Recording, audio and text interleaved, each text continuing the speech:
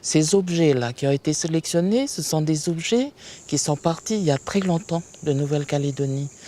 Et donc, pour la première fois, ils vont être montrés au public. Moi, ce dont j'ai été impressionné, c'est l'esthétisme des formes.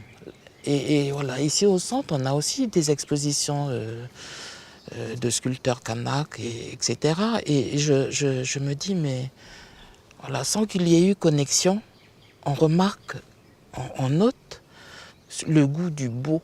C'est magnifique. On est impressionné par par les chambrons, par les flèches fêtières.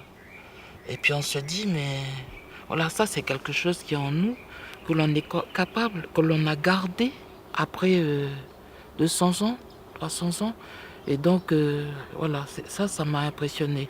Puis après, je remarque que les objets, c'est des objets que l'on connaît, qui sont, voilà, même si aujourd'hui ils n'existent plus, les paroles qui sont dites lors des coutumes continuent à exister. Ça veut dire que la parole, elle a traversé le temps. Les supports ne sont peut-être plus là, mais la parole, elle a voilà, traversé le temps. Et puis, je suis aussi surprise par comment dirais-je, on a été très prolifique. C'est impressionnant. Par la qualité, par la quantité.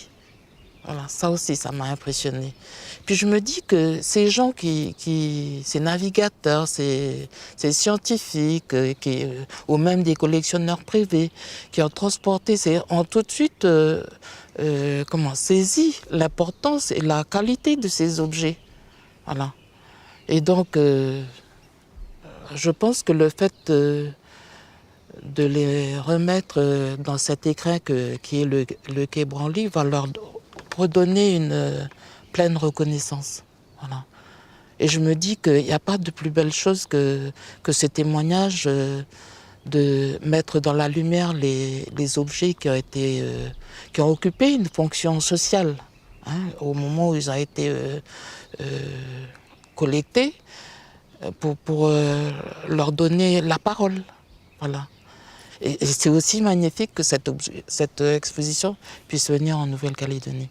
Ça aussi, ça va être une conclusion d'un travail de collecte, d'inventaire, et on aura bouclé la boucle.